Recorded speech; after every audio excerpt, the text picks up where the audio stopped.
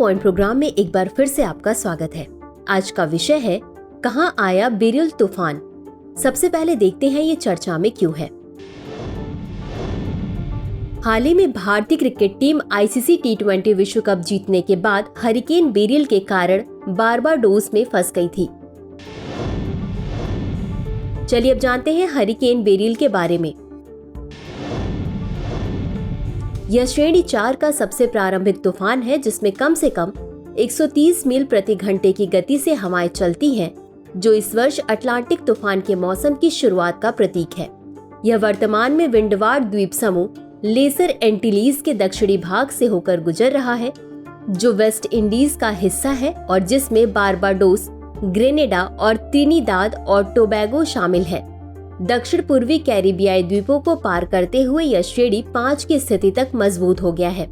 Beryl सितंबर 2004 में आए hurricane Ivan के बाद विंडवार्ड द्वीप समूह पर प्रभाव डालने वाला सबसे शक्तिशाली हरिकेन है। चलिए अब जानते हैं तूफान क्या होते हैं। उष्णकटिबंधीय चक्रवात या तूफान ईंधन के रूप में गर्म नम हवा का उपयोग करते हैं और इसलिए भूमध्य रेखा के पास गर्म समुद्री जल के ऊपर बनते हैं। जब गर्म नम हवा समुद्र की सतह से ऊपर की ओर उठती है तो इससे नीचे कम वायुदाब का क्षेत्र बन जाता है। आसपास के क्षेत्रों से हवा इस क्षेत्र को भरने के लिए आती है और अंततः जब यह गर्म और नम हो जाती है तो ऊपर उठती है।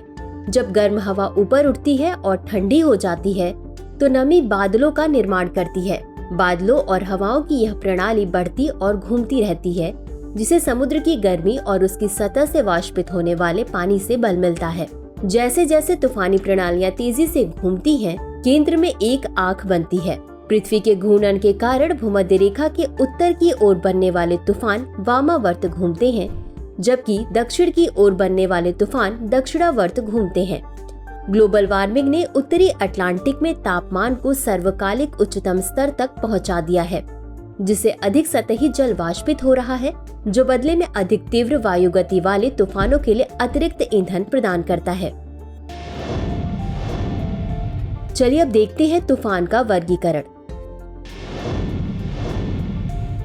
तूफानों को सैफिर सिम्पसन तूफान पवन पैमाने पर वर्गीकृत किया जाता है, जो उन्हें पवन की गति के आधार पर 1 से 5 के पैमाने पर रेटिंग देता है। श्रेणी 3 या उससे अधिक स्तर तक पहुंचने वाले तूफानों को प्रमुख तूफानों के रूप में वर्गीकृत किया जाता है।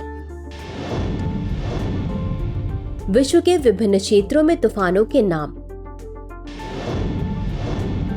टाइफून उष्णकटिबंधीय चक्रवातों को चीन सागर और प्रशांत महासागर में टाइफून के नाम से जाना जाता है।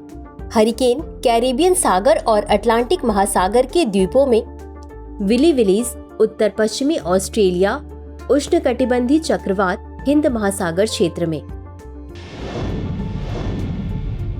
अंत में देखते हैं आज के अभ्यास प्रश्न को। निम्नलिखित कथनों पर विचार कीजिए। 1. सैफिर सिम्पसन पैमाने का उपयोग तूफान की तीव्रता मापने के लिए किया जाता है। 2. भूमध्य रेखा के उत्तर की ओर बनने वाले तूफान दक्षिणावर्त घूमते हैं। 3.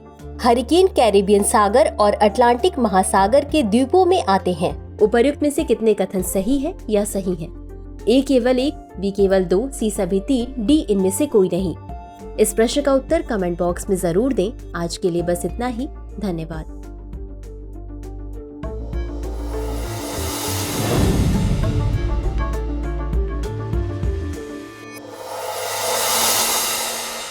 डियर व्यूअर्स, अपने एग्जाम की तैयारी को और बेहतर करने के लिए हमारे चैनल को लाइक, शेयर और सब्सक्राइब करना न भूलें।